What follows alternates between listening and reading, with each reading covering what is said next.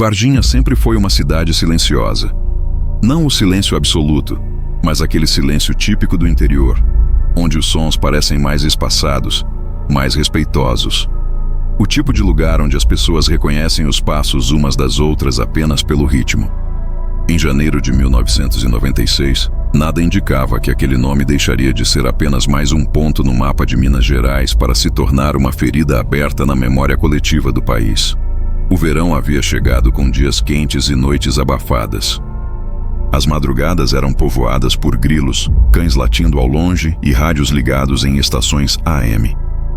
Mas naquela semana, algo começou a destoar. Moradores da zona rural e de bairros mais afastados passaram a comentar sobre luzes estranhas no céu. Não eram aviões. Não piscavam como helicópteros. Não seguiam rota. Eram pontos luminosos que surgiam, paravam, mudavam de direção e desapareciam sem ruído. Na madrugada do dia 20 de janeiro, alguns relataram um som diferente. Não foi explosão. Não foi trovão. Foi um impacto abafado, como se algo pesado tivesse atravessado o ar e encontrado o chão longe demais para ser visto. Logo depois, o silêncio voltou.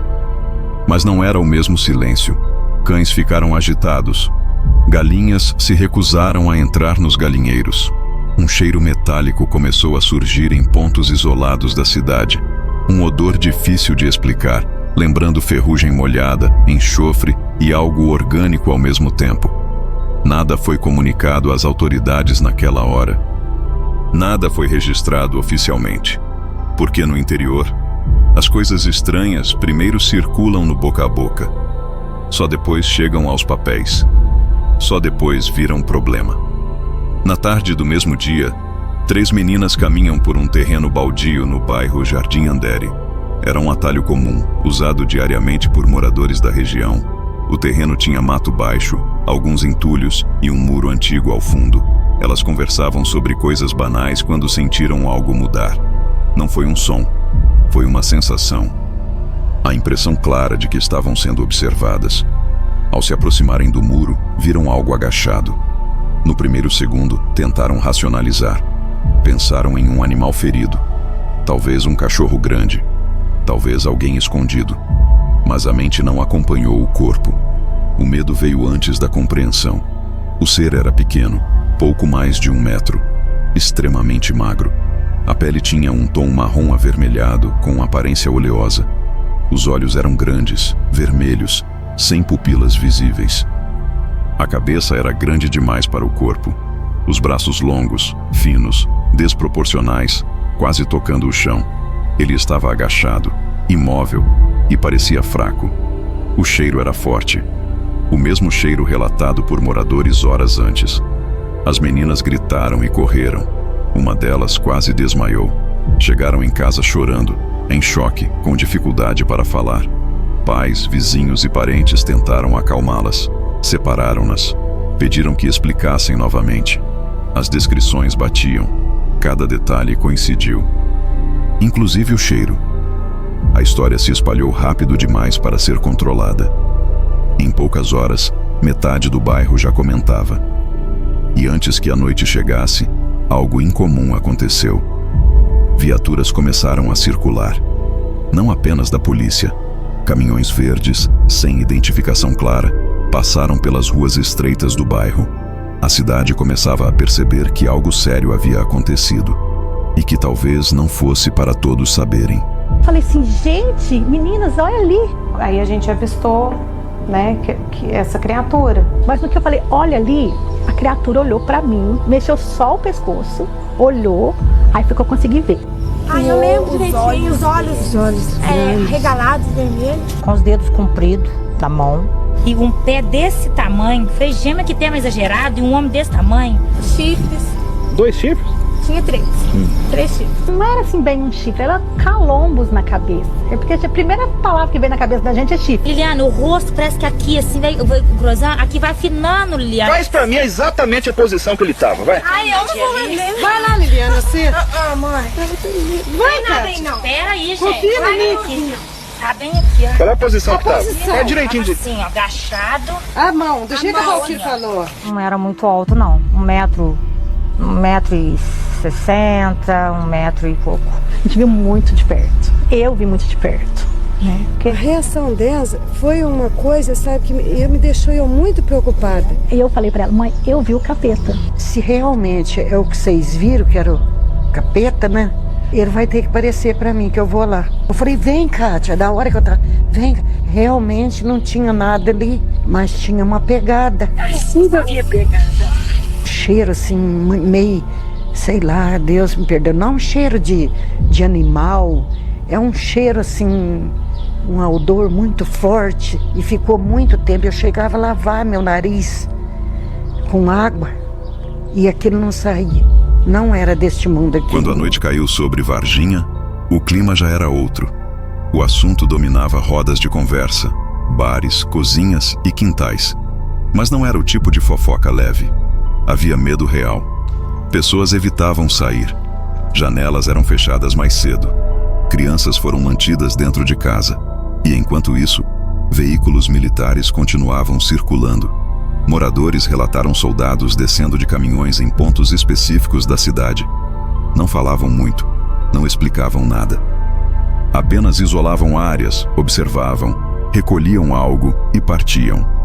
Alguns afirmaram ter visto redes, caixas metálicas e lonas sendo usadas durante essas ações. Nada disso foi confirmado oficialmente.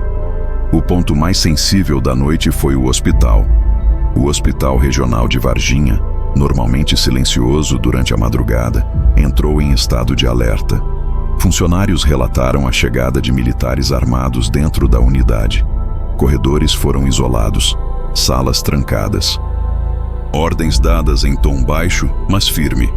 Uma enfermeira afirmou ter visto uma criatura pequena sendo levada em uma maca, parcialmente coberta por um lençol. Ela disse que não parecia humana. O cheiro era o mesmo, forte, enjoativo, impossível de confundir com qualquer coisa comum. Essa profissional, dias depois, foi afastada do trabalho. Nunca mais deu entrevistas públicas. Enquanto isso, na zona rural, outro elemento surgia. Moradores relataram que algo havia caído em uma área de mata. Um impacto forte, um clarão rápido, e depois, movimentação intensa de caminhões durante a madrugada. Quando o dia amanheceu, o local estava limpo. Nenhum vestígio, nenhuma marca visível, nenhum registro. A versão oficial começou a ser desenhada rapidamente. Autoridades disseram que nada havia acontecido, que tudo não passava de histeria coletiva, que as meninas confundiram um morador com deficiência mental com um ser estranho, que os militares estavam apenas em treinamento, que o cheiro era produto químico comum. Mas a narrativa não se sustentava quando comparada ao volume de testemunhas. Pessoas que nunca se falaram descreviam os mesmos detalhes, os mesmos horários, os mesmos movimentos, o mesmo cheiro. Dias depois, surge o episódio mais perturbador do caso. Um soldado jovem saudável, que participou diretamente de uma das operações, adoece subitamente. Febre alta, infecção generalizada. Os médicos não conseguem explicar a rapidez do quadro. Ele morre poucos dias depois. O laudo médico é vago. As circunstâncias são tratadas com discrição excessiva. O nome do soldado praticamente desaparece dos registros públicos. Colegas relatam desconforto ao falar sobre o assunto. O silêncio se instala. A imprensa começa a pressionar. Ufólogos chegam à cidade. Jornalistas independentes coletam depoimentos. Quanto mais perguntas surgem, mais portas se fecham. Documentos desaparecem. Testemunhas recuam. Algumas afirmam ter recebido visitas aconselhando que esquecessem o que viram. Varginha tenta seguir a rotina, mas nada volta ao normal. Porque quando algo rompe a lógica do cotidiano, não existe versão oficial capaz de costurar completamente o tecido rasgado da realidade. Veja o que uma testemunha real disse depois de quase 30 anos. Meu nome é Ítalo Danelli Venturelli. Eu juro que o que eu vou dizer para vocês é verdade e nada mais do que a verdade. Sou médico há 46 anos e em 1996, no dia 20 de janeiro, Eu fui chamado para ver um paciente, né? E quando eu fui ver, não era um ser do nosso planeta, né? Que fui chamado eventualmente para dar minha opinião sobre o caso, e eu vi o caso sob o ponto de vista médico. Consciente, sem dor, sem sangramento, respirando bem, muito calmo, muito tranquilo, parecia uma criança de uns 7 anos, branquinho, não tinha mau cheiro, a cabecinha grande, mas em forma de gota, né? Boca pequenininha, uma das mãos estava dentro de um campo e outra para fora. O olho não era vermelho, estava lilás, também em forma de gota, e me olhou de uma maneira muito tranquila, não estava agitado, não estava agressivo, não estava com dor, e na minha opinião não estava com medo também. Na minha opinião, estava entendendo o que estava acontecendo ali. E um olhar muito bonito de ver, um olhar assim sem julgamento, né? 2 vezes ele olhou para mim, olhou para a janela, olhou para mim outra vez. Eu senti assim, eu fiquei próximo dele, né? 1,5 metro, assim, não toquei nele, mas eu fiquei próximo. E a maneira de olhar é uma maneira assim que ele parece que era uma inteligência maior do que a nossa, do que a humana, né? Que ele estava entendendo, apesar de ele estar assim numa situação de defesa, ele não estava com medo, ele estava entendendo o que estava acontecendo, né? Possivelmente deveria ter algum propósito, alguma coisa para estar fazendo o que ele estava fazendo. E a verdade é que eu sou testemunho ocular, eu vi o ser sim. Pode falar o que for, brincam, zombam, falam uma porção de coisas, mas eu vi ali, deitado na minha frente. É importante as pessoas saberem que não estamos falando de dinheiro, estamos falando de uma coisa que muda o conceito da humanidade, né? Que é um ser de um outro local. Eu fui lá, não fui procurar, eu fui lá por um chamado, num acaso, ver um outro paciente e eu vi. Eu acho importante as pessoas saberem que sim, quem fala que viu, quem viu espaçonave, nós vimos mesmo. E não é fácil ficar aqui na frente da câmera falando sobre isso. Que perguntam, parece que a gente está mentindo, você tem que insistir. Já jurei que vi mesmo, e vi, né? Que os seres mais novos acreditem que existe sim. À medida que os dias passam, o caso deixa de ser apenas um episódio estranho e passa a se tornar um problema institucional. Quanto mais o governo nega, mais inconsistências aparecem. Testemunhas apresentam horários precisos. Relatos convergem. Movimentações militares não explicadas são confirmadas por moradores, comerciantes e até ex-integrantes das Forças Armadas. Pesquisadores independentes começam a cruzar dados. Não se trata mais de acreditar ou não. Trata-se de perceber que algo não se encaixa. Se nada aconteceu, por que o esforço em negar? Se foi apenas confusão, por que a presença militar tão intensa? Se era apenas um homem, por que o cheiro? Por que o isolamento hospitalar? Por que a morte do soldado? Relatórios começam a circular informalmente. Alguns falam em criatura ferida, outros em captura. Há quem diga que mais de um ser foi recolhido, que um deles não sobreviveu, que outro foi levado para fora da cidade ainda com vida. Nada disso é confirmado, mas também nada é desmentido de forma convincente. O caso ganha repercussão internacional. Programas estrangeiros passam a citar Varginha como o Roswell brasileiro. Ufólogos de outros países demonstram interesse.